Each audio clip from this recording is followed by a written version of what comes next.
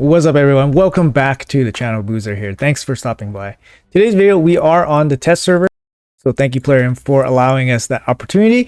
And we will be showcasing the brand new faction Unity champion, Bolint Freewalker. So we get an opportunity to play with him a little bit in the test server here today. So we will showcase him in a couple situations, and hopefully we can get a better understanding of how good this champion actually is. So let's jump right into it. All right, first I want to talk about the champions kit a little bit here, just in case you guys didn't follow through on all the news and all that stuff, and you guys aren't super familiar. So here we go. He is part of the Skinwalker's faction, and he is right here. He's a Force Affinity HP based champion. 22k HP, good base stats overall, to be honest. Comes with resistance and accuracy.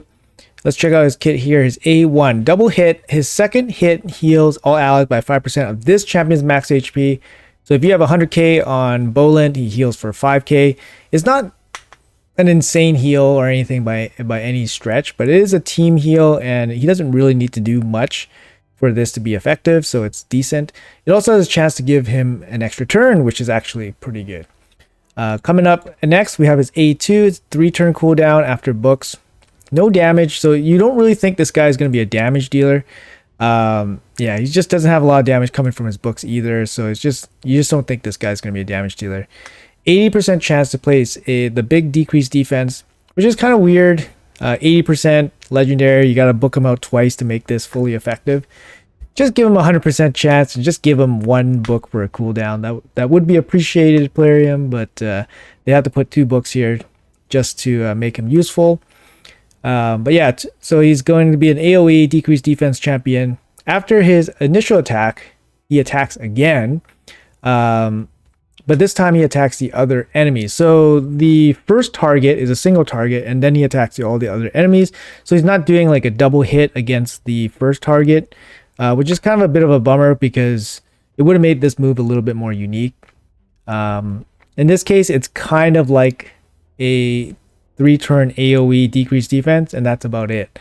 But the way it's structured, it makes it a little bit more, it's probably better in some situations, but otherwise it's just a 3-turn decreased defense. After that, he's A3, 3-turn with books. All enemies hit all enemies twice. Each hit has a 100% chance to stun. So it's kind of interesting because it's like, you know, usually if it's 100%, you land it unless you get resisted or weak hit. So you have a second chance of, you know, running the 100% again and then going through the 90% or the weak hits. So it's a 3-turn stun. Arman's does a 3-turn stun with the turn meter steal. So this guy is not even, you know, in the, you know, the league of craziness. He's just kind of an average move here. He does have a little bit of the bonuses here from the Skinwalker's Unity. Obviously, he's the faction Unity champion. So for one ally you get before attacking, you have the 100% chance to remove all buffs from enemies. So actually, with one ally, this move becomes extremely good. So he becomes a strip and then a double hit stun. So you're kind of going into this pretty good, especially for like situations like arena or something.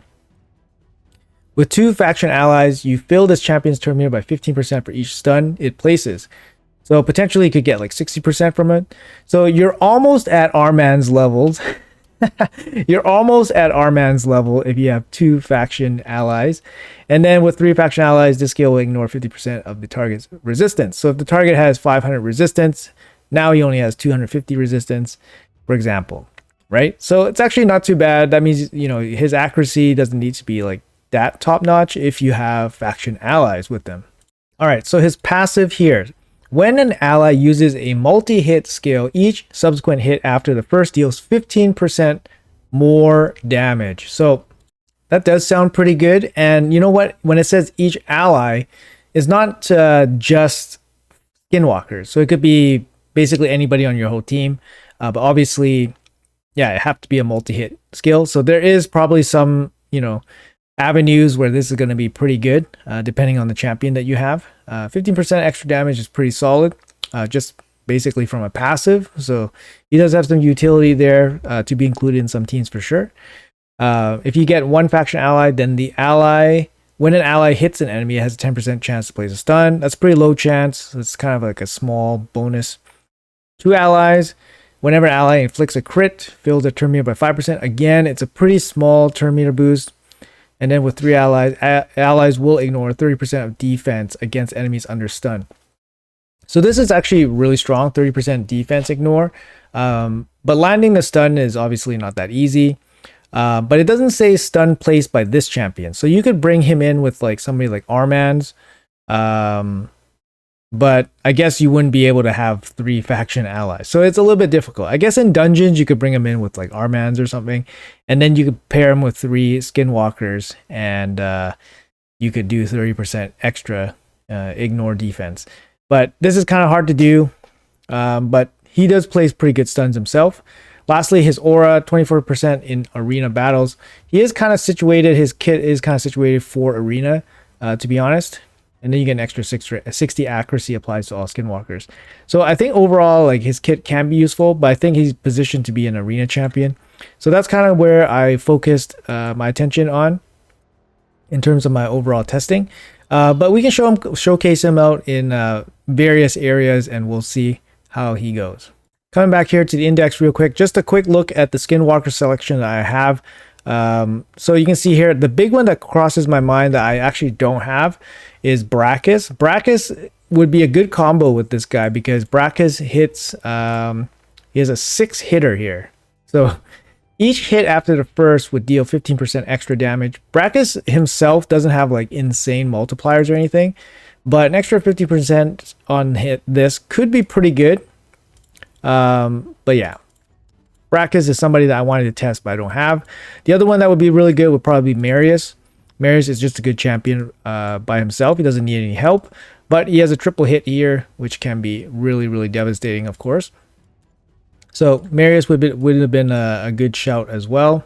But yeah, let's see what we can come up with for like dungeon crawling, and then we'll go from there. All right, so I got, kind of like a meme-ish team here. Just throwing some Skinwalkers here together just to see how they work all together. I have no hope of this team defeating this stage, to be honest. Maybe my Nishak like does some hero stuff and solos the dragon, but we kind of just want to see how this team kind of goes through the waves, and then we'll see how the Bolint performs with a bunch of Skinwalkers here. So let's take it a little bit slow here. No full auto for you. So Bolint's going to open here, and yeah, let's open with the stun. We're on 1 speed, of course. All right, so you see leech is getting applied. So I did bring the mastery that applies leech. So we'll go over his building kit right after all of this. But leech is actually pretty nice here against PvE, of course, or wave-based content. After that, we're going to try to blow up this team here. Nope, not going to happen. My Uko is in stun, so he's going to bring some extra stuns just in case. And then he got the decreased defense here, AoE, perfect. And then Nishak's going to come in with the bombs. A lot of turn meter actually gained from the Bolint, so that's why he took 2 turns already. Pretty crazy, actually. Let's see if Leoris can do some damage here. Not really. Can kill this wave already? Dang. Get some heals. Oh, big heals. Bombs popping off. Alright, let's reset our stuff. Big heals and bombs going off. Okay. So same kind of thing here. So let's open up with the stun. Everybody's getting stunned. Let's not waste the A2. All right, decrease defense. Boom. Looks good. His kit's good. His kit is good. It's just not like incredible, especially considering we just had Teox, which is like an incredible champion. But his kit is solid, right? His kit's solid.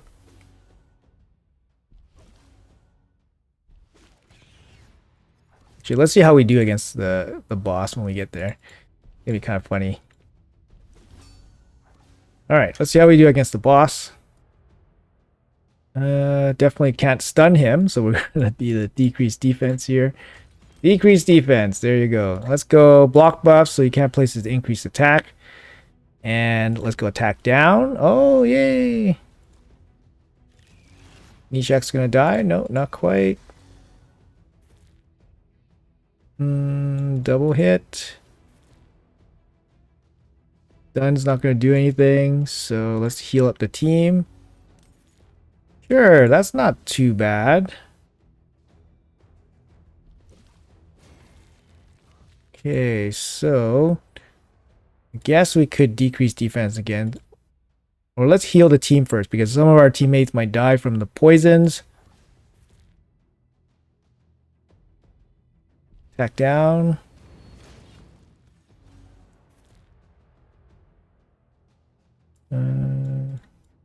Decrease defense. Nope. Decrease defense.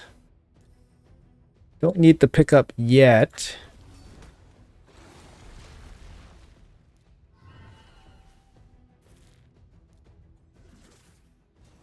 All right. Anyways, not too bad, right? Overall, not too bad. But you can kind of see how he works against the waves. His stun control is very good, and then his decreased defense is obviously very solid just to support your team, right? So let's take him into the arena. I have a build. I have them in the same build as I was using in the dungeon crawl. But yeah, we can take him up. These guys are all packing some serious heat. It's like, come on, guys, we're on the test server here. Do we really need to be like packing such levels of absurdness? All right, let's play against Farbsoft's team, I guess. Farbsoft's team. All right, this is the lineup we got going on here. So I'm going to run Bolint with Uko. Uko's in a stun build as well. We got Basher for the lockout, and then we have Ragash for the damage. The problem with the Skinwalkers is that they actually don't really have too much in terms of like team buffs. So you don't have anybody that brings increased attack really for the team. You don't have anybody that brings increased defense for the team. Not really, right? That makes sense. Like look at Farbstoff's team. All right, so we gotta be real here. We gotta be real here. And you know, for Bolint, the real thing you have to bring is 3 allies. He gets the biggest bonus from the third ally, and you kind of need it. So let's see how this goes. I don't have high hopes, but we'll see what happens here. Let's see how it works. Let's see if we can remove this stone skin. So first we lock them out because we're like that. Let's see if we can remove the stone skin, okay? Nope.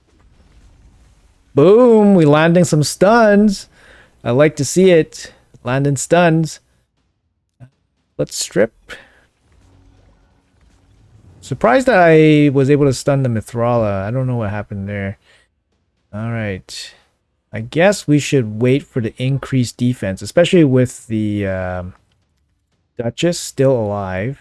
I mean, still stone skin protected, so we'll wait for the increased defense. Oh no! Alright. Block buffs. Everybody seems to be kind of block buffed already. Weaken? Alright, let's put the weaken there. Oh, decreased defense. Here we go. Alright, decreased defense is out. Lockout again. Got that back pretty fast. The turn meter boosting. Got that back pretty fast. We could go for the... I guess we can go for the kill here. Okay, heal up. Strip again. This time it happened. And the stun too. Very nice. And then swipe. And we get sheeped. Feels bad, man. Decreased defense. Things are already decreased defense, so it's kind of like,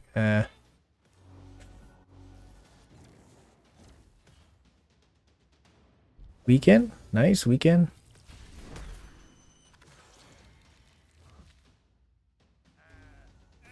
Whoa, what happened there? That was kind of interesting.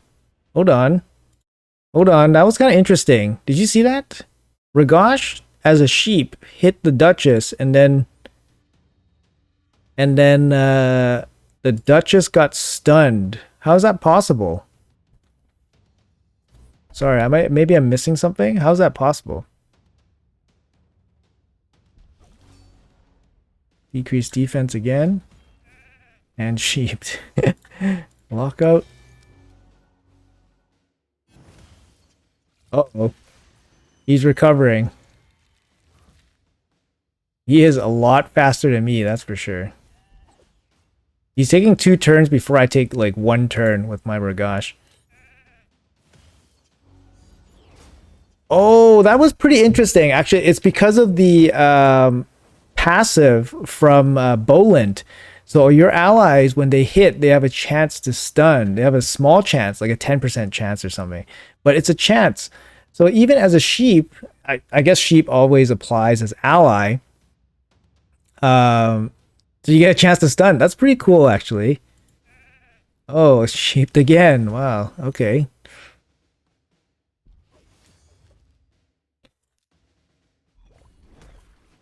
Oh. Oh, that sucks. Yeah, that kind of sucks. Increase speed. Increase speed. The basher, maybe?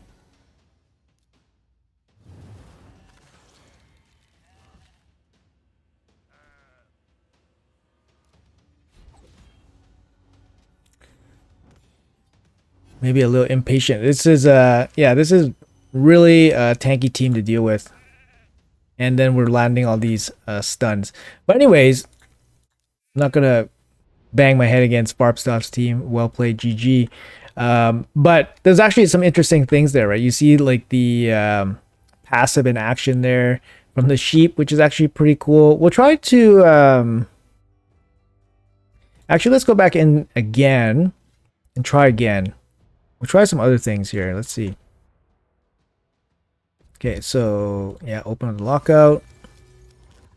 Surprisingly locked out the Mithral. I think maybe his Mithral is not really built out that much for resistance, maybe. Decrease defense.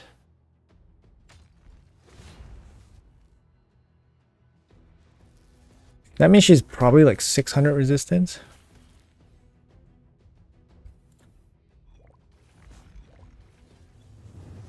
Oh, sorry, the Duchess has the 6-star sheep. Yeah, she's the one that's giving the most problems. Increase speed.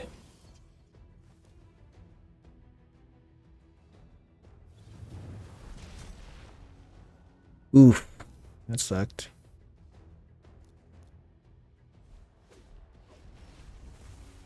Grip and stun, that's kind of nice. Pick you up, Basher. Let's go.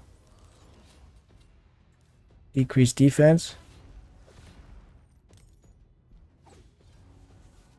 Oh, if I had increased defense, might have done it.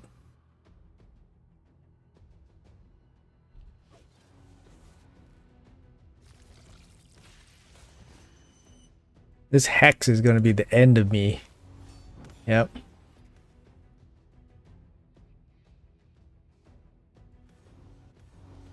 Small heal.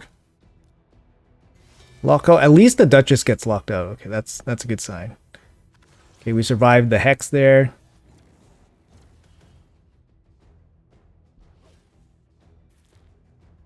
Strip. Nice.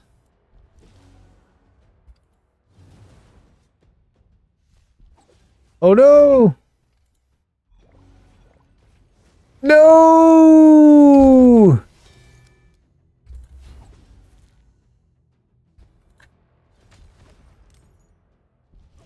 Wow, we did it.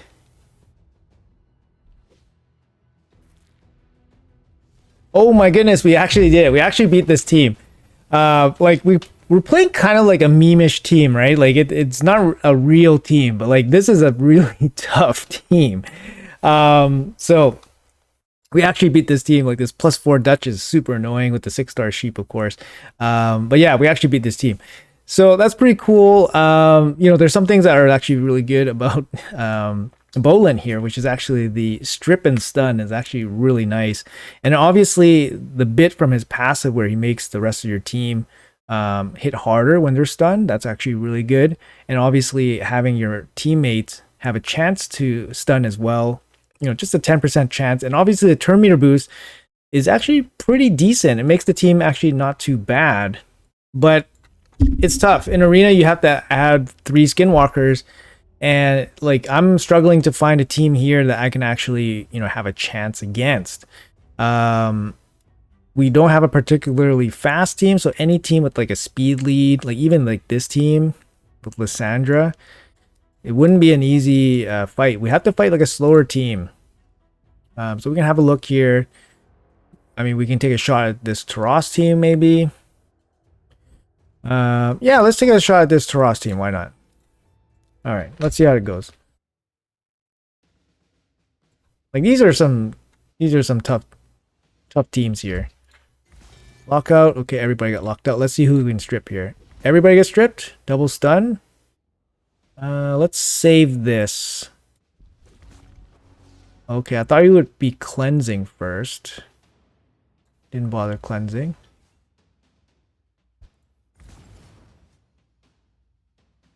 I'm going to save the decreased defense until after he cleanses, I think.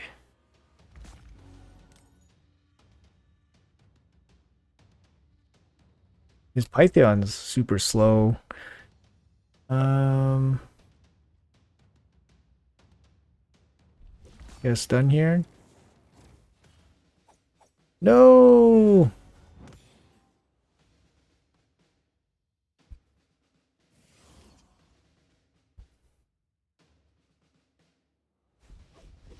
Done. Oh, wow. Look at that. Look at that, guys. Decrease defense. And then slash.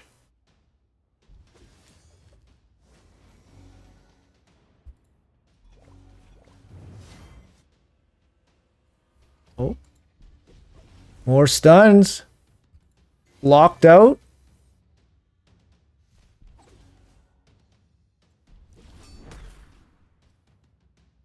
Decrease defense again. Oh no! The sheep! The sheep has landed!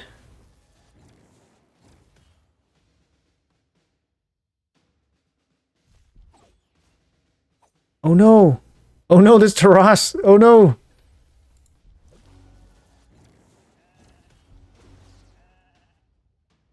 So my Uko does have a stun set on, but of course we have the built-in passive from Bolint as well.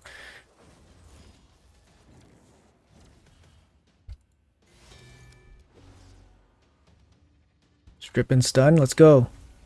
Not bad, we took the shields off, right?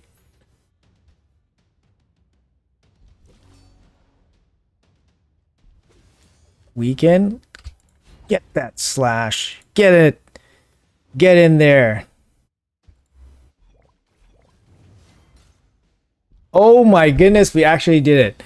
Oh my goodness. Actually, this guy is actually kind of okay. I mean, he's kind of okay. He's kind of okay. He has a strip and the stun. Strip and the stun. The stun's super annoying, especially if you have like no real defense against it, like basically like sheep or stone skin. Like look at these teams. Like all the teams have like speed leads. I can't really deal with anything about that. It wouldn't be a good showcase, and you wouldn't be using this type of team against those teams anyways. Here, let's go up against Rub Nades here and see how it goes. I don't know. I don't think this is a speed team, but you know, fancy mythicals. See what they do. My team is super glassy. You see my basher like just roll over on like one or two hits here. Lockout basically doesn't work. Let's see how many of these stone skins we can pick off here. Pretty good. Get stuns off here.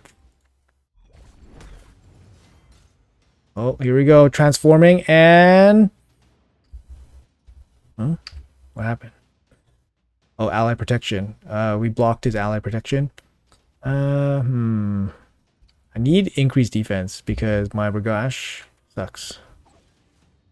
I'm going to go for increased defense. Oh no!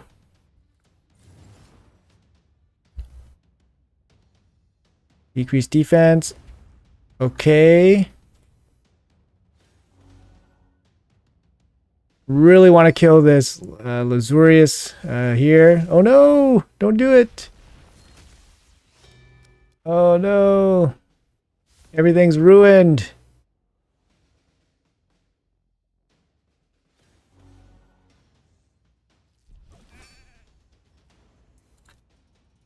Six-star sheep on Frony already? Really?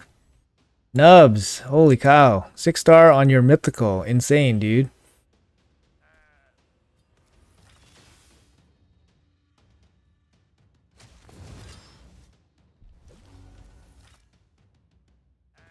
I don't think we're gonna make it. Yeah. Alright, GG. Yeah, the fact that Ragash takes 2 turns to power up, it's kind of like, oh man, it sucks so bad. And he's negative affinity against the 2 magic here, so it's not going to work out too well for us most of the time. Let's try another refresh. I think we're just playing against the same teams here. Could go against Layla here. All these other teams are speed teams. Let's go here. I mean, Rotos by himself can probably beat us up pretty good, but let's see what happens here.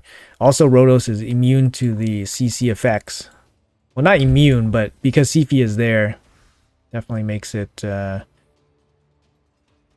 strip and stun or decrease defense. I think strip and stun first. And then we'll do this just to block his stuff. And then maybe we'll try to kill him. Yay, it worked. Weaken her. Yay. Now decrease defense.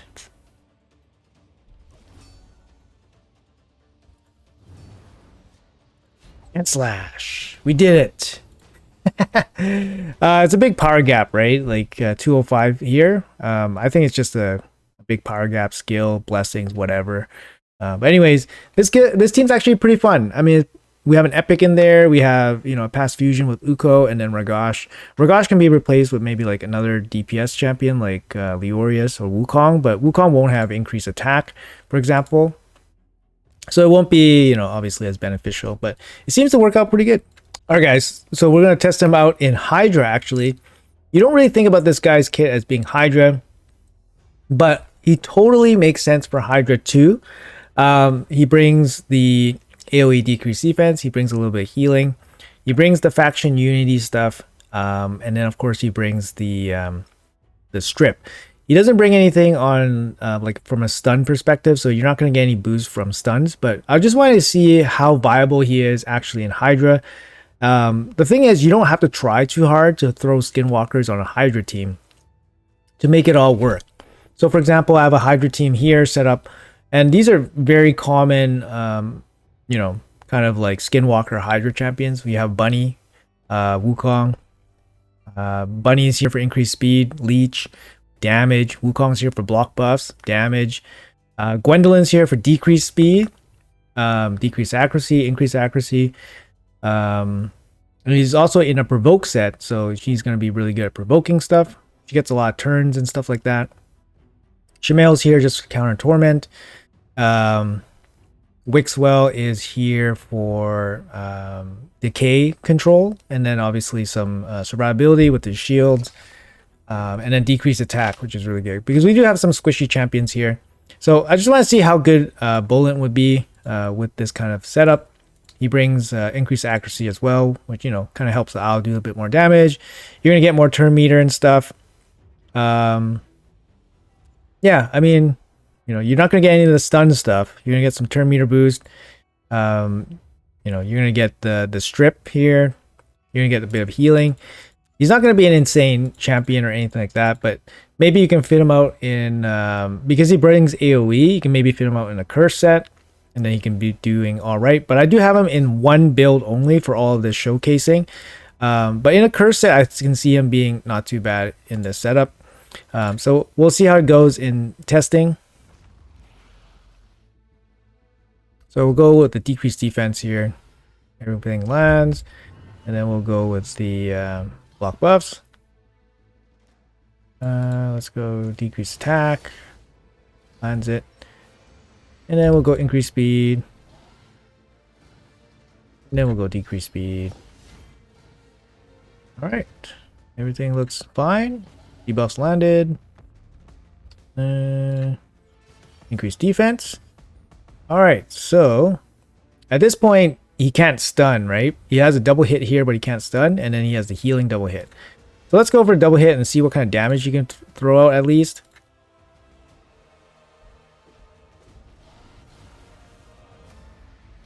I mean, he's not throwing out big damage.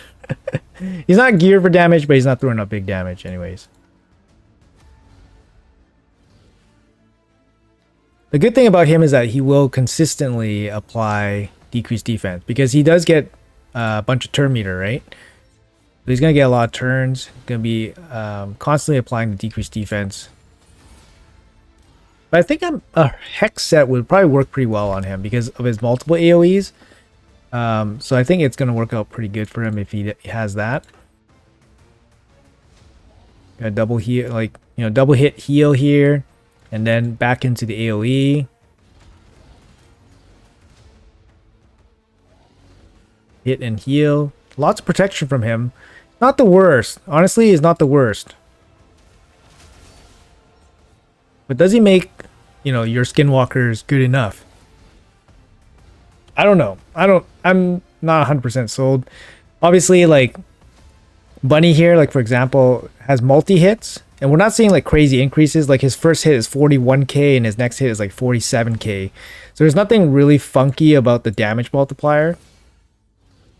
So you can see Owl here, right? So Owl, we can do like a triple hit here to see what the Owl can do here. So 23, 28, 25. Like, it's just not insane damage boost. My Owl is set up for damage, but he's, you know, not geared in like lethal or anything like that.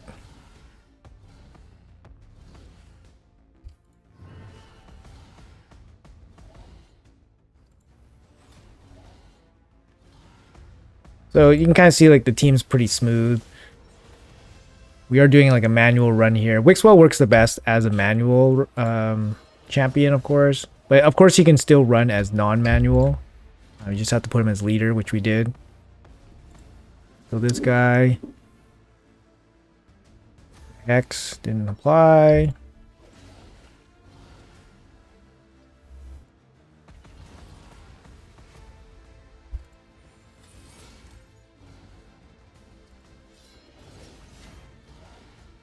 The Owl's pretty good. A lot of people, I don't know. Some people don't. I feel like some people don't like the Owl, but I think the Owl's pretty decent. She doesn't hit very hard. Granted, she's not built for damage usually for my teams, but she doesn't hit very hard.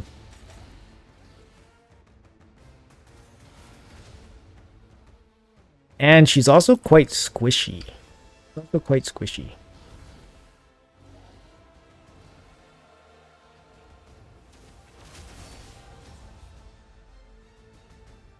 Let's see how much damage the Owl does on the triple hits. 49, 43, 42. So it like went down. Kind of weird.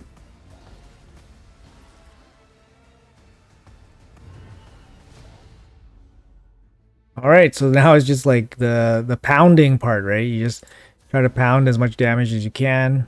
The decreased defense. I really like the amount of decreased defenses that are coming out of her, or coming out of Bolint. It's actually pretty substantial. Like I said, you would expect a good amount to come out of Bolint, just because he gets a lot of turn meter, right?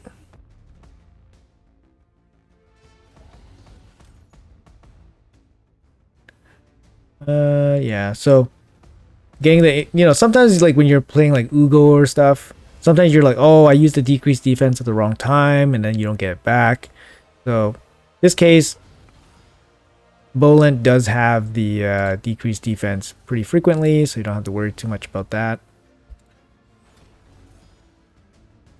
Honestly, we're doing pretty good like damage per turn. This is only hard difficulty, but it's honestly very respectable, I think, given this team. Like, we don't have increased attack. We only have increased defense, but we don't have a defense-based damage dealer. We don't have weaken on the team. So there's a lot of things like not optimized with this team. But, you know, we're doing pretty respectable damage. Nothing insane, but pretty respectable.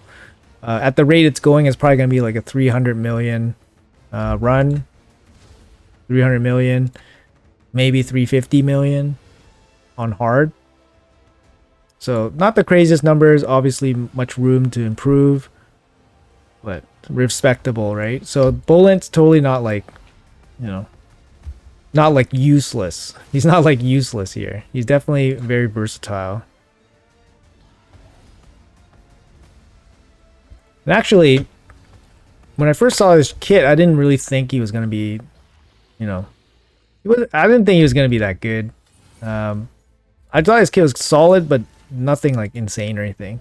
But I think we have like recency bias where we're like just comparing him against the most recent thing. And the most recent thing is, you know, Teox, which is like another league, right? Teox is another tier of busted champion. Probably one of the most busted non-void legendary, non-mythical champions in the game, right? So it's not really fair to compare that way.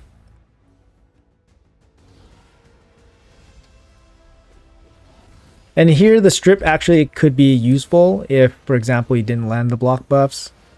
The strip definitely can be useful there. And maybe it warrants not running a block buff champion. Maybe having him have the strip so, you know, up so often allows you to not run a block buff champion. Of course, you still have to deal with the poison cloud head, which, you know, maybe you can use like HP burn or something against. But yeah, anyways, I'm gonna cut it off here, and I'll show you guys the end result. So I had this run go through just full auto and stuff, but yeah, you guys can look at the final point breakdowns, and then you guys can kind of come to your own conclusions. Razelvarg's always going to be, you know, the damage leader here. Wukong doing pretty good. Gwendolyn, you know, obviously probably died super early in this run. It's very early. It's a, you know, kind of a cut off pretty early run, just kind of full auto. But just for your own conclusions there, let's cut this one out. Let's check out the score breakdown on this one as well. We got 6 here. Wukong's doing a little bit better. Gwendolyn's doing a little bit better. So Gwendolyn in the 100 mil run died early. So this one, she's doing a lot better. She probably gains the most from the multi-hit, of course, because she does have the multi-hit A1. She has many reoccurring turns and all that stuff. So she probably benefits the most. But anyways, let's go into the builds, and yeah, we'll talk more about that. So here's the Uko that I was using in the arena fights. So like I said, he was in a stun build. Nothing too crazy, kind of, you know, mid-ish speed with mid-ish, lowish accuracy. Just relying on his stuns. Was using him for Hydra for some point, at some point, so that's why Brimstone. Masteries was using War Master for Hydra. This is kind of like a hybrid build, so didn't really change anything there. Here's my Ragosh, lethal set. He does some damage. He has a little bit of accuracy to land his stuns, but not really too important for me. Mainly aimed towards stunning like nukers and stuff like that, not strong CCs. Strong support, sorry. Pretty low defense. Try my best with the crit damage, but this is like tier C savage gear. My savage gear is not good, so he's not getting very good gear. Yeah, so these are masteries, pretty standard nuker masteries here. So no blessings. So that's how much investment I've got into Ragosh. No blessings. Not somebody I use very often. Here's my Basher, just fast, 334 with some accuracy. Yeah, he's 5-star. He's 5-star blessed, and he only has 39k HP. Like it's super sad. Look at his base HP as a 60. It's super sad, man. It's super sad. He's super sad. He's a damage dealer. He has 60% crit damage. How does this happen to this guy? This guy got done so dirty. Why give him this? Why give him this ability but make him a damage dealer? So the main thing about Basher is that he's the budget lockout champion, right? I mean, he still works. Do you see that? Just make him fast. He still works. I'm down to Eagle Eye here for some extra accuracy. Everything else almost doesn't matter. Cycle, extra accuracy here. Accuracy. That's about it. I went with Cruelty just because he has some AoEs and some multi-hits. Can help reduce defense, make it a little bit easier. Anybody else I use? I use Wukong in the Hydra build. He's just my arena nuking Wukong, just with a little bit of accuracy. 310 can handle 310 with my Hydra bonuses can handle the nightmare difficulty. I do have a little bit of Hydra bonuses. Wukong, nothing crazy nor special. Leorius from the Dragon Run, he's just in Savage gear, lethal gear. He's in good, he has some decent stats, to be honest. He has some decent stats, but he doesn't do insane damage unless he loses life. Here's my rat. Oh, I was missing a banner, that's why. If he had a banner, then he maybe would have done better against the dragon there, but seemed to do okay. After that, we have the Razovar for the for that Hydra build. So it's pretty good. Kind of lowish attack, decent crit damage, has some accuracy. I got Giant Slayer on him, not Helm Smasher, and then Phantom Touch. He should probably be in Nature's Wrath. As he lands so many debuffs, he'll get this boost right away. I think that's it. So that's going to be it for the champions in this video. So for Bolint, I went with a 4-piece Stone Skin and then 4-piece Merciless. But I had an extra piece of Stone Skin, so I went with 5-piece Stone Skin. Doesn't really matter though. The 5th piece gives you some extra defense. But the main thing I wanted was the 4-piece, so the 1-turn Stone Skin on him. That's mainly for arena. So, for example, if you're going up against a really fast team and they get a turn first, as long as Bolint isn't like locked out, he has a chance to basically strip and stun them. So let's say, for example, like they went with like Sifi and stuff, and then they buffed up, they went first, and then your Bolint gets a turn. He can come in with his strip and stuns, which is pretty good. So that's kind of the idea with the 1-turn Stone Skin. After that, I have him in Merciless gear. So Merciless gives a chance to reduce a random skill's cooldown by 1 turn. So this gives him basically more of his decreased defense and more of his strips, right? More of his strips and stuns as well. And obviously, he already picks up, a bunch of turn meter and stuff. He gets a bunch of turn meter by landing stuns. He gets a bunch of, gives allies turn meters. So it's kind of just like all synergizes together. So I just thought maybe giving him extra A2s, A3s would make his build a little bit more consistent. And it should be better for Hydra in general. But I did say giving him a hex set or a curse set in Hydra actually would be very viable because he has AoE here plus turn meter. So he's going to get this back or get AoEs back very quickly. And then he has AoEs here as well. So I think putting him in a hex set for Hydra use might make sense as well. And from an arena standpoint, he actually not too bad, right? Not too bad. Here's my total stats on the guy. Decent stats, right? Just under 300 speed. He's got 574 accuracy, no blessings, of course. Not, doesn't have crazy HP or anything like that. I didn't gear him out with HP gear. Mainly accuracy and speed. And it's not, I don't have exceptional Merciless gear or anything like that, and then I went with like kind of debuffer masteries. So I went with the Eagle Eye, bunch of accuracy stuff, and then some counterattacks, just because he does benefit from the A1 healing for the team, which is kind of nice. But yeah. Anyways, guys, hopefully you guys enjoyed this pretty thorough showcase for Bolint Freewalker.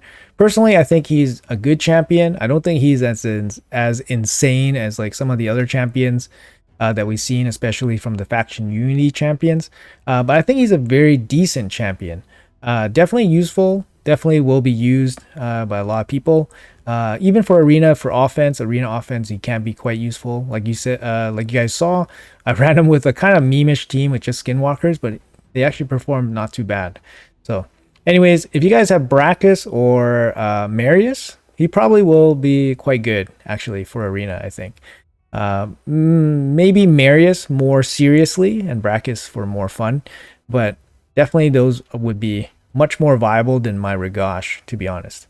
But anyways, guys, hopefully you guys enjoyed the video. Let me know in the comments below what you guys think about this champion, what you guys think about the showcase, What do you guys think I missed? And what do you guys think he can actually be used for or good for? Anyways, like I said, thanks for watching the video. Have a great day, and I'll see you guys in the next one.